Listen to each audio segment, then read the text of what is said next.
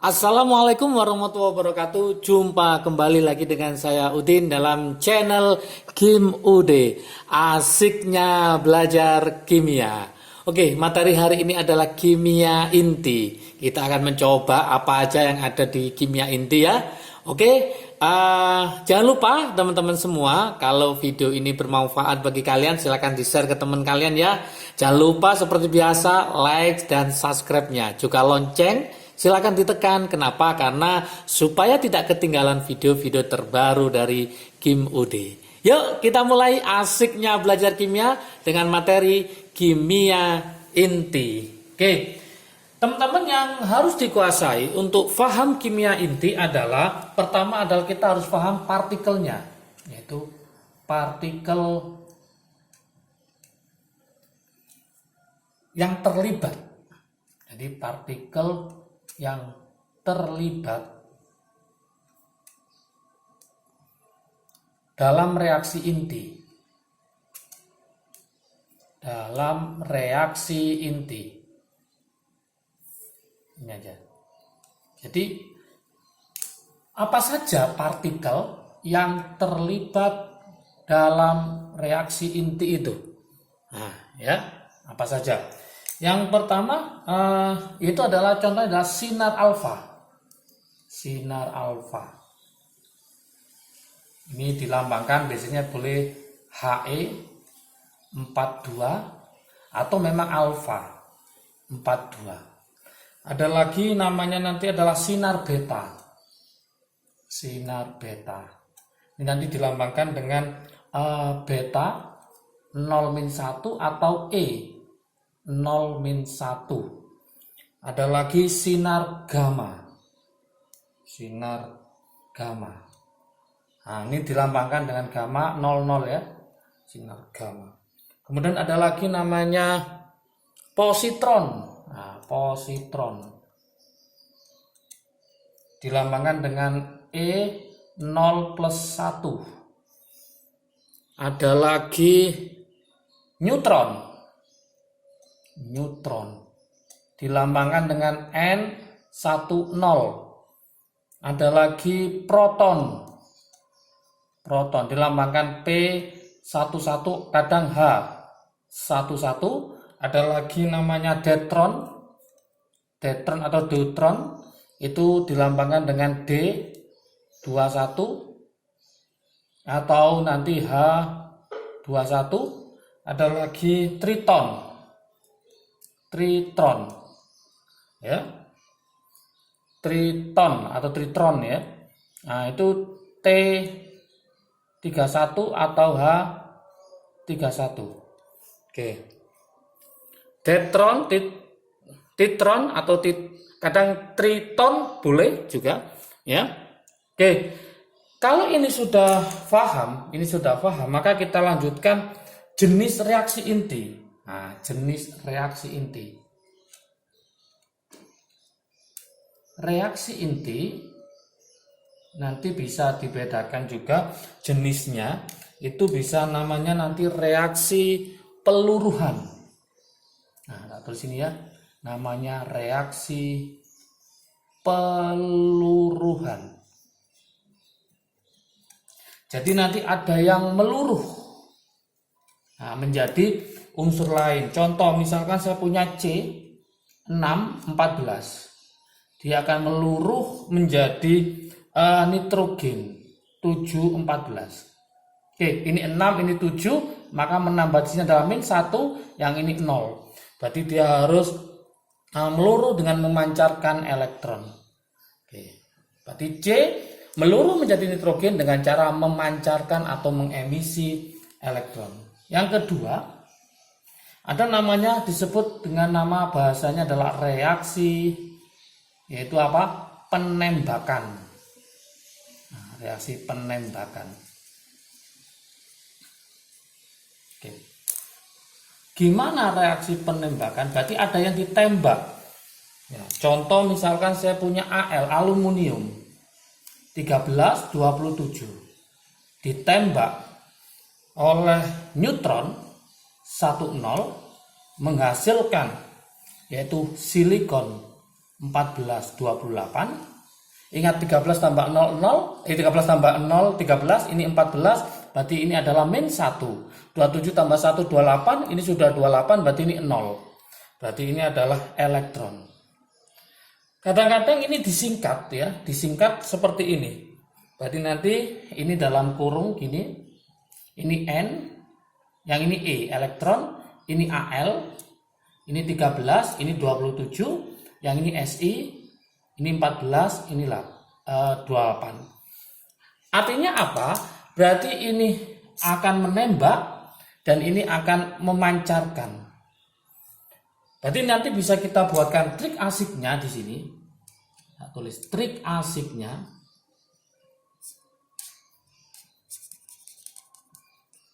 Nah, saya buatkan sini ada panah. Nah, gini panah. Kata-kata yang sering keluar di sini ada kata ditembak. Ditembak. Oke. Kemudian bereaksi atau bereaksi. Kemudian ada katanya lagi dibombardir, boleh ya. Supaya agak keren ya. Kadang soal UTBK atau SBMPTN itu dibombardir. Boleh. Kemudian yang di sini itu biasanya kata-katanya adalah memancarkan. Memancarkan. Pun ada yang mengemisi sama aja. Mengemisi. Jadi aluminium ditembak oleh neutron menghasilkan silikon dengan memancarkan elektron boleh. Atau dengan menghasilkan, nah gitu boleh. Menghasilkan.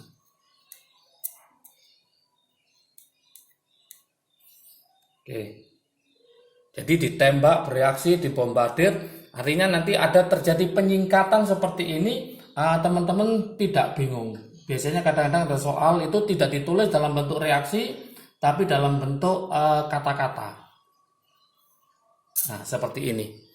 Jadi bacanya adalah aluminium bereaksi dengan neutron, ya, menghasilkan silikon dengan mengemisi elektron. Gitu. Elektron muatannya negatif. Ini contoh dari reaksi penembakan. Kemudian yang nggak kalah penting pada kimia inti itu adalah istilah penting, yaitu misalkan nanti akan ketemu namanya istilah isotop. Ada isotop, ada namanya isobar, ada namanya isoton. Oke. Terakhir adalah isoelektron. Oke. Isotop, isobar, isoelektron. Nah, ini tak buatkan trik asiknya. Trik asik teman-teman supaya nanti lebih paham. Isotop itu dari kata belakangnya huruf P. Nah, kalau huruf P berarti nanti artinya apa? Protonnya sama. Proton sama. Contoh, misalkan saya punya C, ya. Saya punya C 6, 14 sama C 6, 12. Berarti yang bawah ini sama. Ini namanya isotop. Isobar, nah ini dari kata AR-nya atau nomor masanya. Berarti nomor masanya sama. Nomor massa sama. Artinya apa? Berarti yang atas yang sama. Contoh misalkan tetap kita pakai C, ya, C di sini adalah 614. Nah, ketemu sama N 714. Oke, berarti sama yang atasnya, ini namanya isobar. Kemudian ada lagi isoton, ini dari kata N. Nah, trik asiknya gitu. Berarti artinya apa? Berarti neutronnya sama atau neutronnya sama. Neutron sama. Contoh, misalkan saya punya C 6 14 ya, sama kita buat N 715 misalkan gitu ya. Berarti yang bawah tidak sama, yang atas tidak sama, tapi kalau atas kurangi bawah, 14 kurangi 6 berarti 8, 15 kurangi 7, 8. Berarti yang neutronnya sama, maka namanya isoton, ya. Nah, ini yang lain adalah isoelektron, berarti nanti elektronnya sama. Ini biasanya kalau di soal-soal itu elektron sama, ini masuk pada ion. Misalkan saya punya F-918 sama Na 1123 plus. Nah, seperti ini. Bawah nggak sama, atas nggak sama. Atas kurangi bawah, neutronnya juga nggak sama. Tapi kalau kita lihat elektronnya di sini, karena dia menangkap 1 berarti 10, karena lepas 1 berarti ini juga 10. Maka yang sama adalah elektronnya. Maka kita sebut dengan namanya isoelektron. Oke, berikutnya kita akan mencoba yaitu kestabilan inti. Ya. Ini juga sering keluar di soal UTBK ya, kestabilan inti. Kestabilan inti.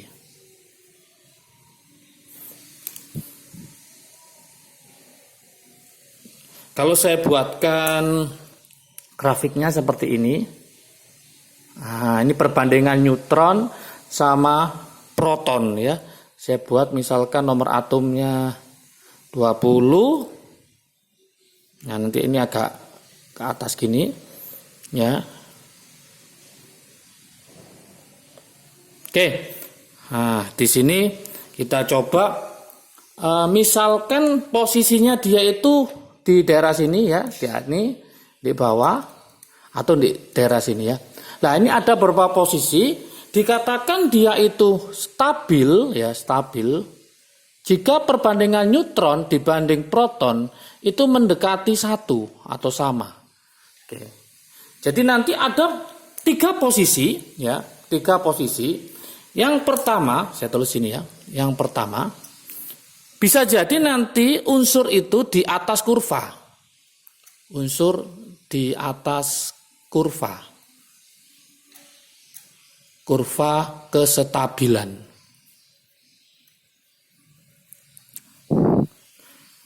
Gimana caranya jika neutronnya itu lebih banyak daripada protonnya? Contoh, misalkan saya punya C614. Nah, ini jikalau neutron lebih banyak daripada protonnya. Kita cek, neutronnya ada berapa? 14 kurangi 6, 8. Protonnya 6. Maka dia di atas kurva kestabilan. Supaya dia stabil, maka neutronnya ini harus dikurangi. Berarti di atas kurva itu mengurangi neutron dengan cara apa? Nah, dengan cara memancarkan sinar beta. Kita coba.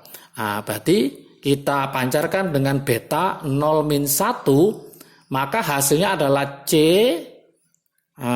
atau jangan C ya, N ya. Maka hasilnya saya ganti N aja. Berarti ini 7, ini 14. Oke. Kita cek sekarang, neutronnya jadi berapa? Jadi 7. Protonnya jadi berapa? Jadi 7. 7 bagi 7 mendekati 1, bahkan hanya 1. Maka ini dikatakan sudah dalam keadaan stabil. Dengan cara apa? Memancarkan beta. Jadi kesimpulannya, kalau di atas kurva, stabilnya dengan cara yaitu stabil dengan memancarkan beta. Ingat-ingat, memancarkan yaitu partikel beta 0-1.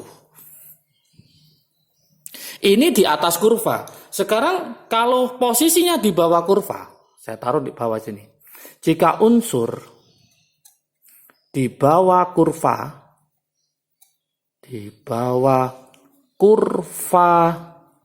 kestabilan. Nah, artinya nanti malah protonnya lebih banyak daripada neutron, maka dia harus mengurangi proton. Nah, ini artinya proton malah lebih banyak daripada neutron. Supaya stabil, dia harus mengurangi proton.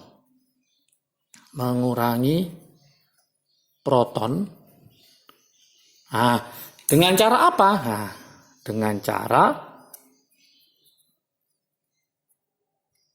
ada dua, yaitu yang pertama adalah pemancaran, kebalikan dari beta, yaitu pemancaran positron. Nah, positron itu adalah E0+1. Yang kedua yaitu boleh dengan cara penangkapan elektron. Penangkapan elektron atau beta tadi. Oke. Reaksinya saya taruh di sini reaksinya ya. Misalkan saya punya Mg 1224 menjadi pemancaran positron E0+1.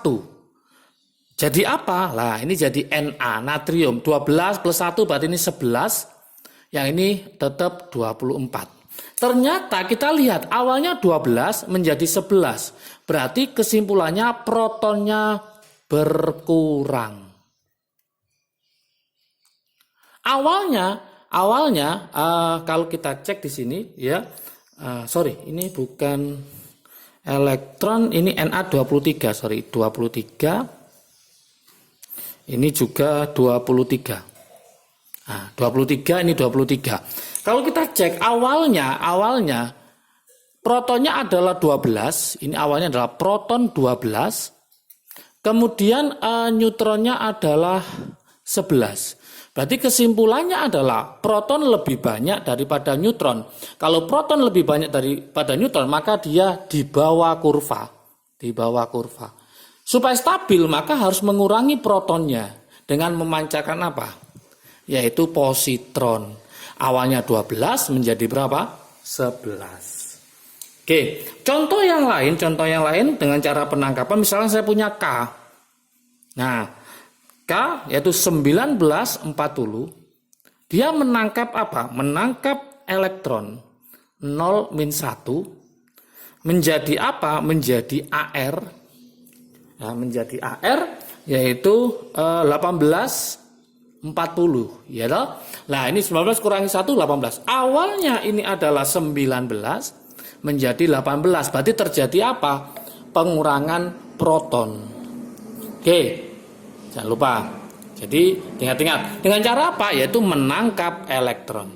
Itu kalau di atas, ini di bawah. Sekarang ada soal lagi. Jikalau dia di seberang kurva, unsur di seberang kurva, artinya tidak di atas, tidak di bawah, di seberang kurva kestabilan.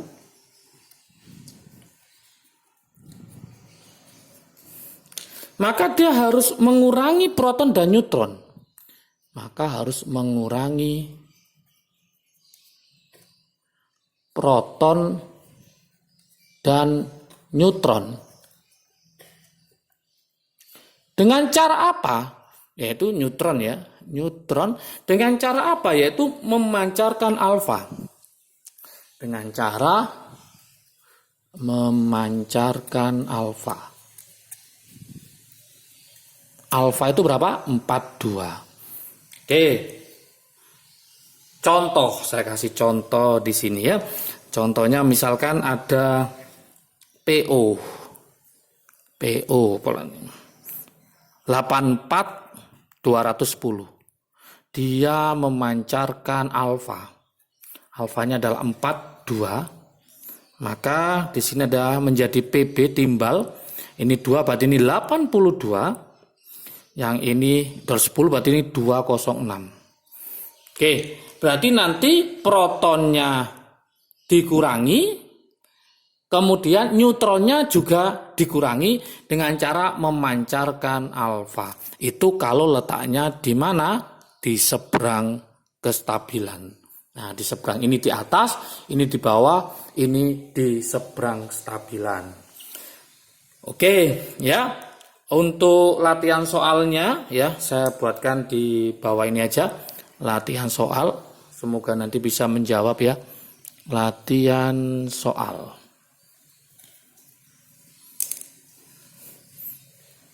Oke. latihan soalnya hanya satu saja.